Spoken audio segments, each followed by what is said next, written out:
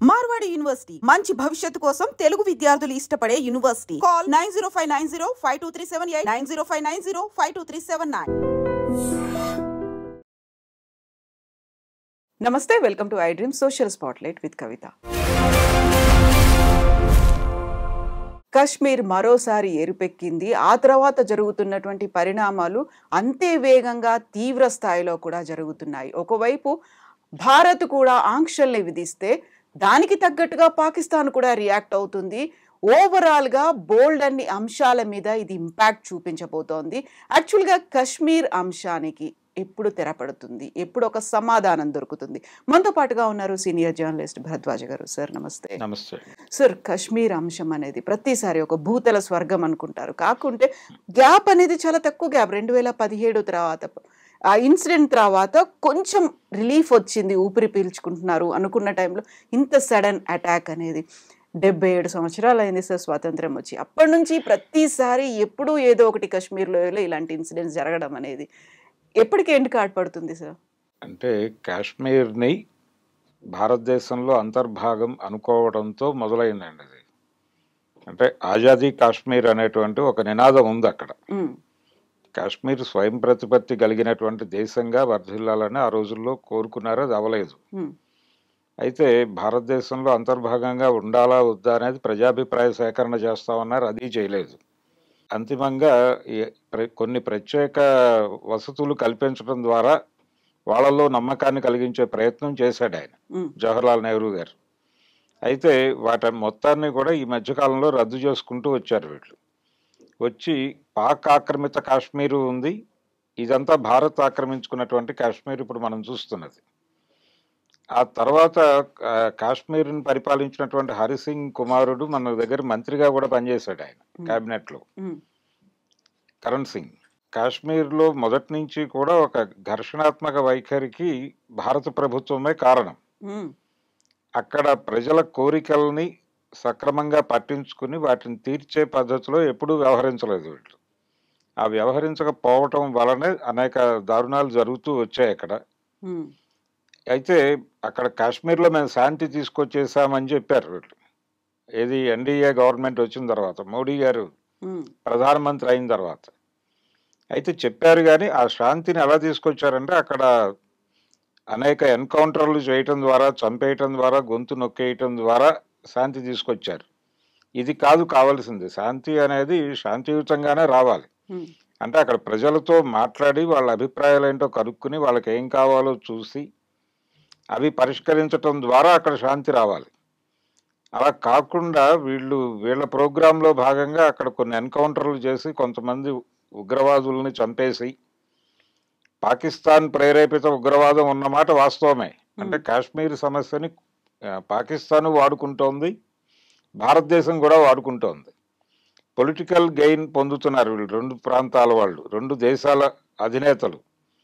కానీ అక్కడ ప్రజలు నలిగిపోతున్నారు, ప్రజలు సఫర్ అవుతున్నారు. వాళ్ళ ఇబ్బందులను ఎవరు పట్టించుకోవడం లేదు. అయితే ఈ బలవంతపు శాంతి ఎందుకు తీసుకొచ్చారు మోడీ ప్రభుత్వం ఎందుకు తీసుకొచ్చిందంటే, కాశ్మీర్ని కూడా కార్పొరేట్లకు ఎక్స్పోజ్ చేయటం అనే ప్రోగ్రాంలో భాగంగా తీసుకొచ్చారు. అక్కడికి కూడా అభివృద్ధి తీసుకెళ్ళాలి అనుకున్నారు. ఈ క్రమంలోనే అక్కడ మల్టీప్లెక్స్లు నిర్మాణం చేసాం, సినిమా హాళ్లు నడుస్తున్నాయి, ఇవన్నీ చెప్పాడు ఆయన. చెప్పి సాధారణ జీవితం వచ్చేసింది కాబట్టి టూరిజం ఎలో చేస్తున్నామని చెప్పారు. ఎలో చేస్తున్నామన్నారు. సినిమా షూటింగ్లు కూడా మొదలైనవి, గతంలో జరిగేవి. గతంలో ప్రతి సమ్మర్లోనూ తెలుగు సినిమా షూటింగ్లు కూడా కాశ్మీర్లోనే పెట్టుకునేవాళ్ళు, చల్లగా ఉంటుందని.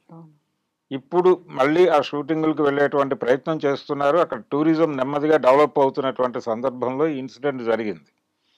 ఈ ఇన్సిడెంట్ వెనకాల ఎవరైతే ఆ దాడికి పాల్పడ్డామని క్లెయిమ్ చేసుకున్నారో ద రెసిస్టెన్స్ ఫ్రంట్ అనేటువంటి ఆర్గనైజేషన్ క్లెయిమ్ చేసుకుంది. ఇది రెసిస్టెన్స్ కాదు, అక్కడ హింస జరుగుతున్న మాట వాస్తవమే. కానీ ఆ హింసకి ఇది జవాబు కాదు, ఇది సమాధానం కాదు. అలాగే అక్కడ ఎవరిని చంపారు? కొంతమంది పరిగెడుతున్నటువంటి వాళ్ళని చంపారు. చనిపోయిన వాళ్ళలో కొంతమంది ముస్లిమ్స్ కూడా ఉన్నారు. కానీ కొంతమందిని వాంటెడ్గా అడిగి చంపారు అనేది కూడా వాళ్ళు వాంగ్మూలాలు ఇస్తున్నారు. ఆ బతికిన వాళ్ళు, అలాగే ఆ ఇన్సిడెంట్లు దగ్గరగా చూసినటువంటి వాళ్ళు చెప్తున్నటువంటి మాటల ప్రకారం వాళ్ళు మీరు ఏమిటి అని పేరు అడిగి అలాగే మతం అడిగి చంపారు అనేది చెప్తున్నారు. సరే, జరిగితే జరిగి ఉండొచ్చు. వీటన్నిటికంటే పెద్ద క్రైమ్ చంపటం అనేది చేశారు వాళ్ళు. కాబట్టి అది ఖండిద్దాం. కానీ అక్కడ జరిగినటువంటి సంఘటనకి ఎవరు బాధ్యులు? కేవలం వాళ్ళు ఒక్కళ్ళైనా బాధ్యులు? ప్రభుత్వ బాధ్యత లేదా అనేది చూడాలి. అంటే లోకల్స్ సపోర్ట్ లేకుండా ఇన్సిడెంట్ జరిగేటువంటి అవకాశం అయితే లేదు. అంత సెక్యూర్డ్ జోన్ అనేది ఏమైంది? రెండోది, వీళ్ళకి ఇంటెలిజెన్స్ సమాచారం ఉంది ఏదో ఒక ఇన్సిడెంట్ జరగబోతోంది అని. ఇంటెలిజెన్స్ సమాచారం అలాగే ఉంటుంది, వేగ్గా ఉంటుంది, ఏదో జరగబోతోంది అనే చెప్తారు. వీళ్ళు అప్రమత్తంగా ఉండాలి. కానీ అలాంటి వాతావరణం అక్కడ కనిపించలేదు. వాళ్ళు చాలా హాయిగా వచ్చి ఇన్సిడెంట్ చేసుకుని వెళ్ళిపోయారు. పెద్ద టెన్షన్ కూడా పడలేదు వాళ్ళు. భద్రతా దళాలు వచ్చే లోపే కార్యక్రమం పూర్తి చేసుకుని వెళ్ళిపోగలిగారు. అంటే ఎంట్రీకి రిట్రీట్కి కూడా వాళ్ళు ప్రాపర్గా ప్లాన్ చేసుకుని వచ్చారు. దీనికి లోకల్ పీపుల్ సపోర్ట్ లేకుండా జరిగేటువంటి అవకాశం అయితే లేదు. ఎందుకు సపోర్ట్ చేసి ఉంటారు వాళ్ళు? వాళ్ళకు ఉన్నటువంటి ఇబ్బంది ఏంటి? అంత కోపం ఏమిటి? అంత కోపానికి కారణం ఏమిటి అనేది అన్వేషించి ఆ కోపానికి కారణాలు తెలుసుకుని వాటిని తీర్చకపోతే ఇలాంటి ఇన్సిడెంట్లు అనేకం జరిగేటువంటి అవకాశం ఉంటుంది డెఫినెట్గా.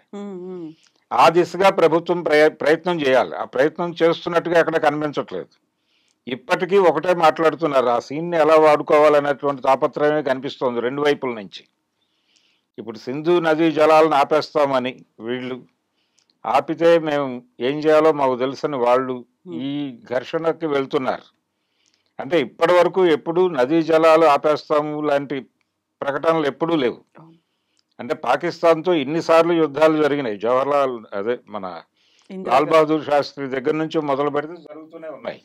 ఏ సందర్భంలోనూ నదీ జలాలు ఆపేస్తామనేటువంటి మాట రాలేదు. ఇప్పుడు మొదలైంది. అంటే పాకిస్తాన్ని మరొకసారి బూచిగా చూపించి భారతదేశంలో పొలిటికల్ గెయిన్ పొందాలి అని చెప్పి భారతీయ జనతా పార్టీ చూస్తోంది. కానీ ఈ సమస్యకి పరిష్కారం ఏమిటి? మరొకసారి మళ్ళీ ముస్లిం సమాజం నిందితులుగా నిలబడ్డారు. మళ్ళీ ఒకసారి ప్రపంచం మొత్తానికి అనుమానం వీళ్ళ మీద. వీళ్లతో మనం ట్రావెల్ చేయటం కరెక్టేనా కాదా అనేటువంటి అభిప్రాయం కలిగించే పద్ధతిలో ప్రచారం జరుగుతోంది. సార్, ఇప్పుడు అదంతా ముస్లిం సమాజం. అంటే ఇక్కడ మన దగ్గర ఉన్న వాళ్ళు కూడా ఈ రోజు శుక్రవారం ప్రత్యేక ప్రార్థనల్లో నల్ల బ్యాడ్జీలు, నల్ల రిబ్బన్లతో కూడా వాళ్ళు ప్రార్థనలు చేసుకున్నారు. అందరూ అయితే ఖండిస్తున్నారు. అఖిల పార్టీ సమావేశానికి కూడా అందరూ అటెండ్ అవుతున్నారు. అక్కడ పర్టికులర్గా పాకిస్తాన్ని బూచిగా చూపిస్తున్నారా? అక్కడ ఉన్నటువంటి మిలిటరీని బూచిగానా? అక్కడ ఉన్నటువంటి మిలిటెంట్లను బూచిగా అంటారా? మిలిటెంట్లని పాకిస్తాన్ నుంచి వచ్చారు అనేది ఎస్టాబ్లిష్ చేయడానికి ప్రయత్నం చేస్తున్నారు. కానీ ఆ వచ్చిన వాళ్ళలో లోకల్ వాడు కూడా ఒకడు ఉన్నాడు అనేది రిపోర్ట్ ఆల్రెడీ బయటకు వచ్చేసింది. వచ్చిన 5 అని ఒక వెర్షను, 3 అని ఒక వెర్షను చెప్తున్నారు. ఏదేమైనా ఒకడు లోకల్ వాడు ఉన్నాడు అనేది. అంటే ఒకళ్ళు ఇద్దరు ఉండొచ్చు లోకల్ పీపుల్ సపోర్ట్ లేకుండా, ఆ టెరైన్ మీద పట్టు లేకుండా వాళ్ళు వచ్చి అంత పెద్ద యాక్షన్ చేసేటువంటి ఛాన్స్ అయితే లేదు. కాబట్టి లోకల్ పీపుల్ చేశారు, సహకరించటం అనేది జరిగింది. ఏదో మేరకు వాళ్ళకి షెల్టర్ ఇవ్వటము ఏదో ఒకటి జరిగింది. సహాయం చేయటానికి కూడా వాళ్ళని ప్రేరేపించిన వ్యవహారం ఏంటి, ఆలోచనలు ఏంటి అనేది తెలుసుకోవాలి కదా. ఏ కోపంతో వాళ్ళు ఈ రివెంజ్ ప్రోగ్రామ్కి సపోర్ట్గా నిలబడ్డారు అనేది తెలుసుకోకుండా ఆ సమస్యని పరిష్కరించడం అనేది అయ్యే పని కాదు. అక్కడ శాంతిని తీసుకురావటం కూడా అయ్యే పని కాదు. ఎక్కడైనా సరే సమాజం శాంతిగా ఉంది అంటే అక్కడ ప్రజలు ఆనందంగా ఉండాలి. వాళ్ళ సమస్యలు ఏమిటో కనుక్కుని వాటిని పరిష్కరించాలి. మీ ప్రోగ్రాం కాదు. అంటే మీరేమనుకున్నారు, కాశ్మీర్ని కార్పొరేట్లకు ఎక్స్పోజ్ చేయటం కోసం అక్కడ శాంతి తీసుకురావటానికి మీరు అర్జెంటుగా నిర్మూలన కార్యక్రమం చేపట్టారు. ఉగ్రవాద నిర్మూలన అంటే ఉగ్రవాదుల్ని చంపేయటం మాత్రమే కాదు, దొరికిన వాడిని దొరికినట్టు ఎన్కౌంటర్ చేసేసి ఏదో పద్ధతిలో చంపేశాం, మేము ఇన్ని హత్యలు చేశాం కాబట్టి ఇంకా లేదు అని చెప్పడానికి కుదరదు. ఎందుకంటే ఇది దాన్ని ఏమిటంటారు, పొలాల్లో వచ్చినటువంటి ఏదో ఒక పురుగు ఆశించటం కాదు. అక్కడ ఏదో ఒక ఎరువు కొట్టేస్తేనో లేకపోతే మందు కొడితేనో పిచికారీ చేస్తే పోతుంది అనుకోవటానికి అలా కుదరదు. అక్కడ ప్రజలతో ముడిపడి ఉన్నటువంటి వ్యవహారం ఇది. లోకల్ టెరైన్ మీద పట్టు లేకుండా ఇలాంటి యాక్షన్స్ చేయరు ఎవరు. ఉమ్, రెండోది సాధ్యం కూడా కాదు. ఎందుకంటే వాళ్ళు అక్కడ ఉన్నారు, రోజు తిరిగారు, అక్కడ ఎంతమంది వస్తున్నారు క్యాలిక్యులేషన్ ఉంది వాళ్ళ దగ్గర క్లియర్గా. అలాగే వాళ్ళ వాచ్ ఎలా ఉంది అనేది కూడా చూసుకున్నారు, భద్రతా దళాల వాచ్. అవును. ఇది క్లియర్ రెక్కీ లేకుండా జరిగినటువంటి ఏదో అసందర్భంగా జరిగినటువంటి ఇన్సిడెంట్ అయితే కాదు. ఇది వెల్ ప్లాన్డ్ యాక్షనే. ఉమ్, ఈ వెల్ ప్లాన్డ్ యాక్షన్ ఎగ్జిక్యూట్ చేయటం కూడా చాలా పద్ధతిగా ఎగ్జిక్యూట్ చేశారు వాళ్ళు. కాబట్టి వాళ్ళు అంతగా ప్రిపేర్ అవటానికి అవకాశం కల్పించినటువంటి వాళ్ళు ఎవరు అనేది చూడాలి ఇప్పుడు. ఉమ్, చూసి దానికంటే కూడా ముందు అంత కోపం ఎందుకుంది వాళ్ళకి అనేది తెలుసుకోవాలి. తెలుసుకోకుండా మీడియా కూడా ఆ వైపు దృష్టి పెట్టాలి. ఉమ్, ఆ వైపు దృష్టి పెట్టకుండా ఇదేదో పాకిస్తాన్ చర్య అనేసి ఒక మాట అనేస్తే కుదరదు. పాకిస్తాన్ మీద బురదేసి దాన్ని ఇక్కడ ప్రజల్లో ఎక్స్పాండ్ చేసి, అంటే ముస్లిం సమాజం అయితే భయపడింది ఈ సంఘటన జరగగానే. మన మీద మళ్ళీ అనుమానపు చూపులు ప్రసరిస్తాయని అన్ని చోట్ల ఉమ్, భయపడ్డారు. మీరు చెప్పినట్టుగా నల్ల బ్యాడ్జీలు కట్టుకుని ప్రార్థనలకు వెళ్తున్నారు, నిరసనలు తెలియజేస్తున్నారు విపరీతంగా. అలాగే రకరకాల సామాజిక మాధ్యమాల్లో వాళ్ళు విపరీతంగా మాట్లాడుతున్నారు ఈ ఇన్సిడెంట్ని ఖండిస్తూ. అలాగే చాలా ప్రాంతాల్లో పీస్ ర్యాలీలు చేస్తున్నారు వాళ్ళే. ఉమ్, ఇటువంటి పరిస్థితి అంటే మమ్మల్ని దయచేసి అనుమానపు చూపులతో వేధించకండి అని వేడుకుంటున్నారు వాళ్ళు. ఉమ్, ఆ పరిస్థితి కల్పించారు వీళ్ళు. ఆ ఇన్సిడెంట్ జరగగానే ఇమ్మీడియట్గా అందరి కళ్ళు ఒక అనుమానంతో మొదలైనాయి. ఒకటి, పాకిస్తాన్ ప్రేరేపిత ఉగ్రవాదము అనేది చెప్పడం ద్వారా పొలిటికల్ గెయిన్ పొందాలి, అలాగే సర్జికల్ దాడులు చేయండి అని కొంతమంది డిమాండ్ చేసేస్తున్నారు బయటకు వచ్చి. అవును. ఈ సర్జికల్ దాడులు చేయటమో లేకపోతే పాకిస్తాన్ మీద యుద్ధం ప్రకటించటమో ఈ సమస్యకు పరిష్కారం కాదు. కాశ్మీర్ ప్రజల ఆకాంక్షల్ని గౌరవిస్తున్నాం మేము అని చెప్పాలి.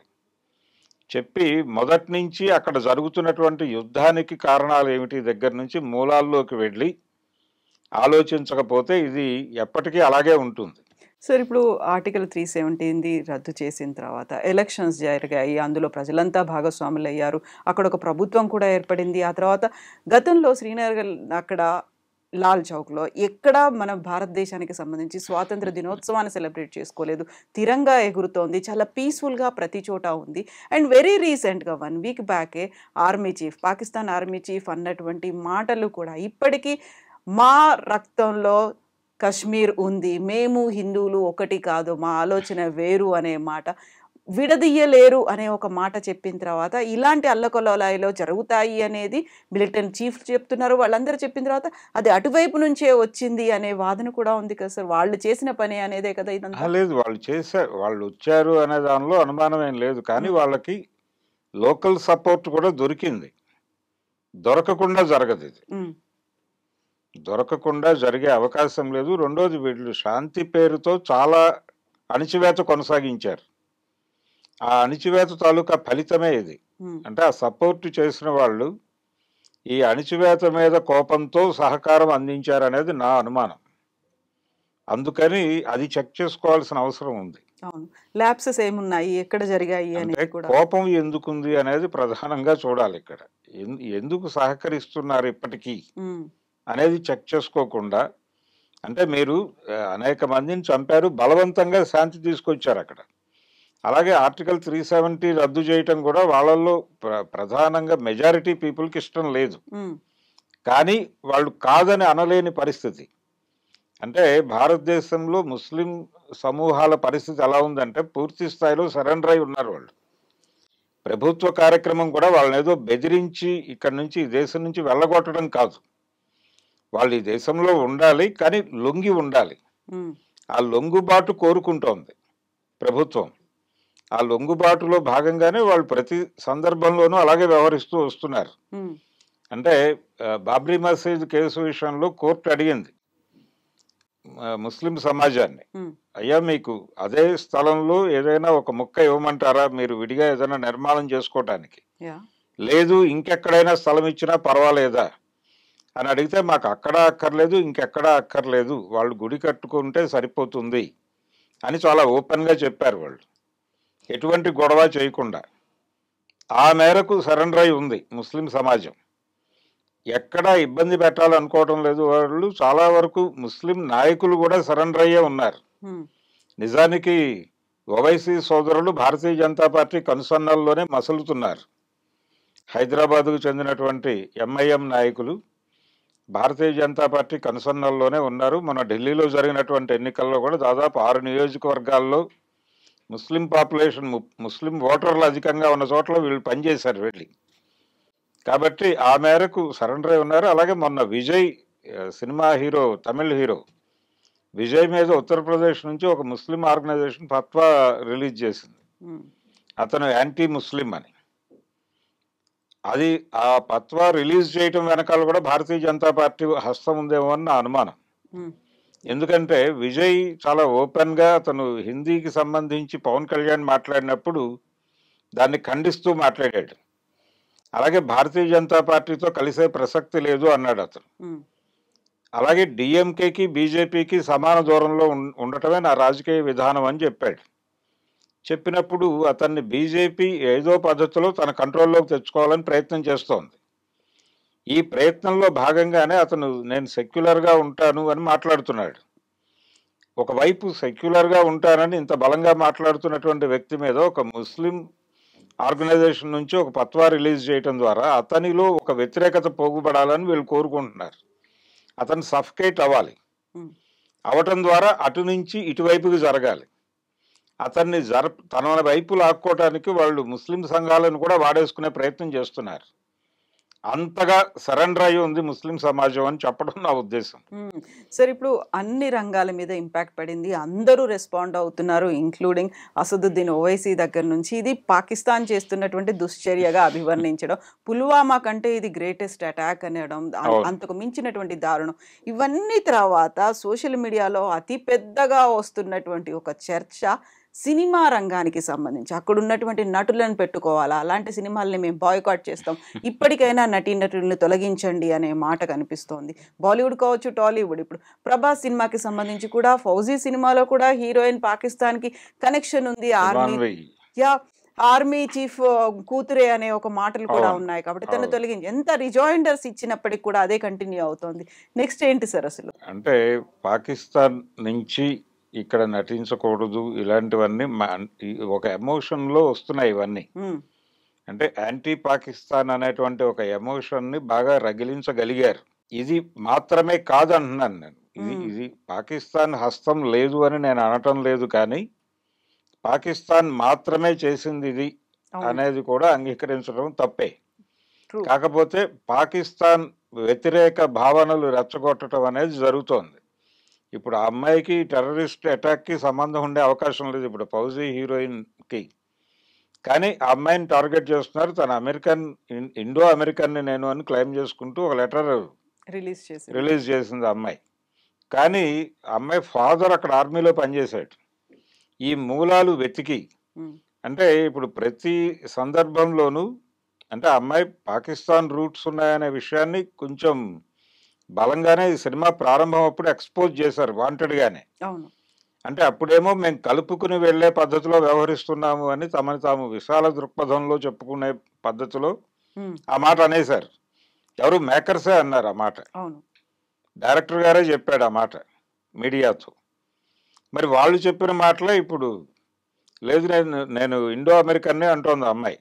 సరే అంటే అనొచ్చు, తప్పేం లేదు. కానీ ఇక్కడ ఈ ఎమోషన్ని రైజ్ చేయటం ద్వారా అటు నుంచి ఎవరూ రాకూడదు, ఇటు నుంచి ఎవరూ నటించకూడదు, ఇవన్నీ ఈ సినిమాలు అక్కడ ఆడకూడదు, ఆ సినిమాలు ఇక్కడ ఆడకూడదు, ఈ గొడవంతా తీసుకొచ్చేస్తారు. ఇప్పుడు దీన్ని ఒక కల్చరల్ వారుగా కూడా మార్చే ప్రయత్నం చేస్తున్నారు. ఇది తప్పు. చేసినటువంటి వీళ్ళు టెర్రరిస్టులు కాదు. ఇప్పుడు ఆ అమ్మాయి టెర్రరిస్ట్ కాదు. ఆ అమ్మాయి ఫాదర్ ఆర్మీలో పనిచేస్తే చేసుండొచ్చు. అంత మాత్రం చేత ఈ అమ్మాయిలో కూడా ఉగ్రవాద లక్షణాలు ఉన్నాయని లేదు.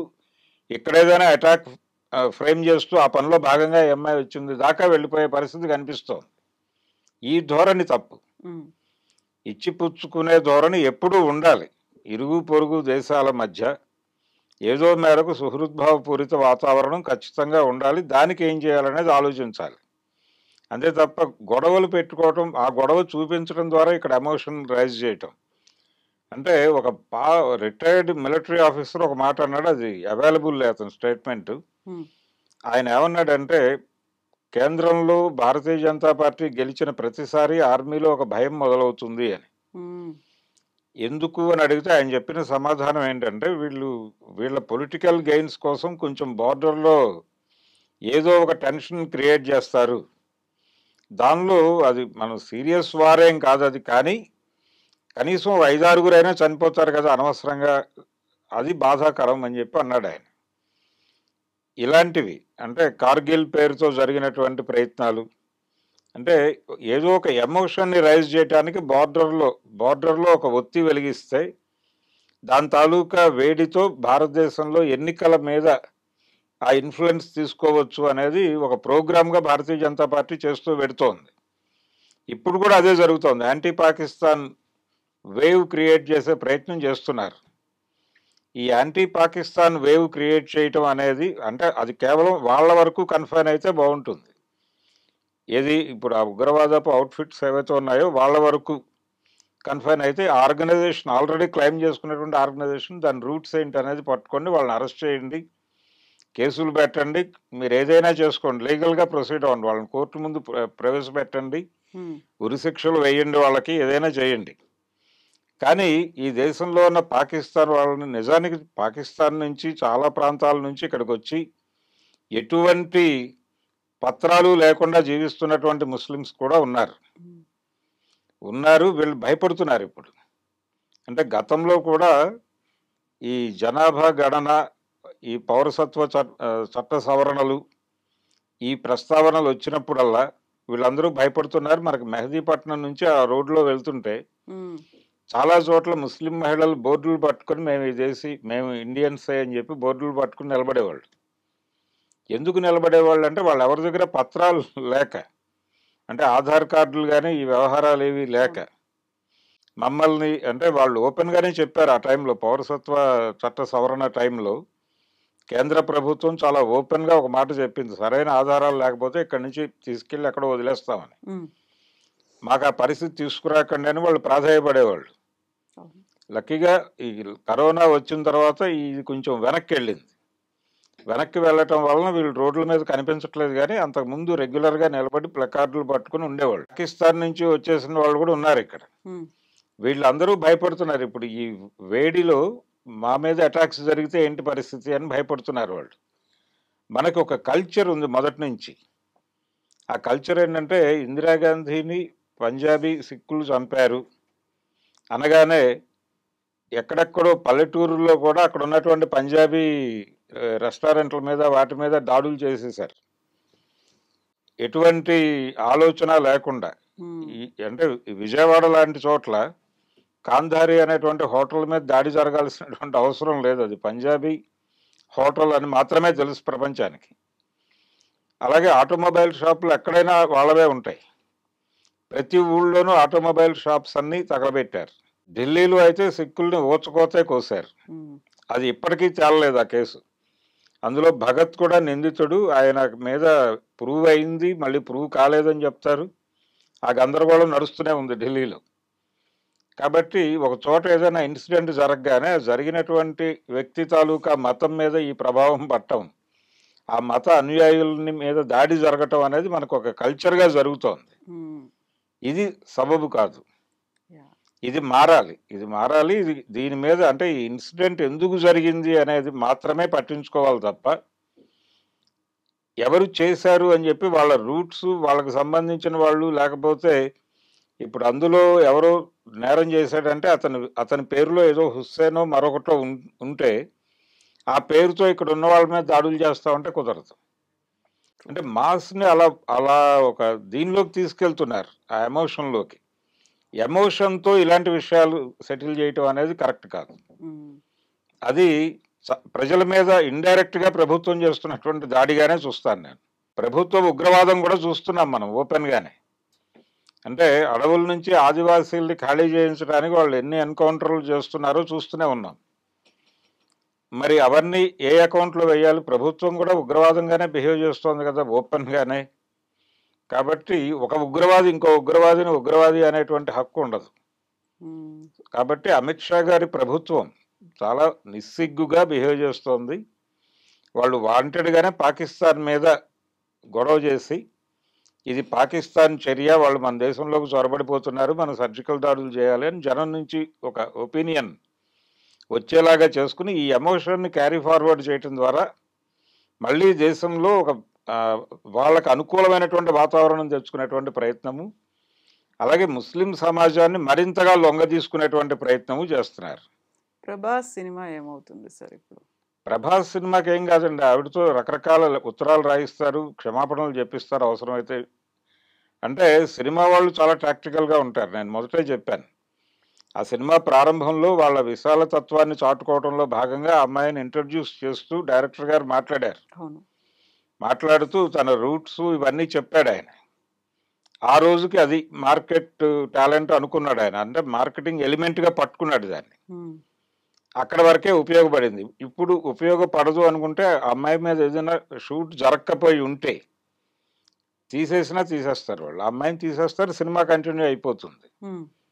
లేదు ఏదైనా కొద్ది పార్ట్ షూట్ అయి ఉంటే దాన్నైనా తీసేసి అమ్మాయి బదులు ఇంకొక హీరోయిన్ పెట్టుకుంటారు. అంతే తప్ప సినిమాని ప్రాజెక్ట్ని ఇబ్బంది పెట్టరు వాళ్ళు. లేదు కొంత ఎక్కువ షూట్ అయి ఉంటే ఆ అమ్మాయితో రకరకాల ప్రకటనలు ఇప్పిస్తారు. అంటే పాకిస్తాన్ వ్యతిరేక ప్రకటనలు, భారత్ అనుకూల ప్రకటనలు, ఇలా రకరకాలుగా ఒక 3-4 ఇంటర్వ్యూస్ ఇదే దాని మీద ఫ్రేమ్ చేసి నడిపి తనని, అంటే వాళ్ళని ఈ అమ్మాయితో తిట్టించటం ద్వారా ఆ అమ్మాయిని పవిత్రురాలుగా మార్చి మళ్ళీ షూటింగ్లోకి తీసుకుంటారు. అంటే ఇది కమర్షియల్ యాక్టివిటీనే, దీనిలో ప్రాజెక్ట్ని ఇబ్బంది పెట్టుకోరు వాళ్ళు. షూట్ కాకపోతే అమ్మాయిని తీసేస్తారు, అయి ఉంటే కనుక అమ్మాయితో క్షమాపణలు చెప్పించి ప్రాజెక్ట్ కంటిన్యూ చేస్తారు. కాబట్టి ఆ సినిమాకి వచ్చిన ఇబ్బంది ఏం లేదు ఫౌజీకి. కాకపోతే దీని ద్వారా కూడా ఒక ప్రచారం జరిగింది దానికి. ఆ సినిమా మరొకసారి డిస్కషన్లోకి వచ్చింది, జనం మాట్లాడుకుంటున్నారు ఆ హీరోయిన్ గురించి, ఆ సినిమా గురించి. ఆ రోజున మాట్లాడుకున్నారు, మళ్ళీ ఇప్పుడు మాట్లాడుకుంటున్నారు. ఇది మాకు అంటే మరొక మంచిదే అన్న పద్ధతిలో వెళ్ళిపోతారు వాళ్ళు. Yes, sir. Thank you so much, sir. Thank you, sir.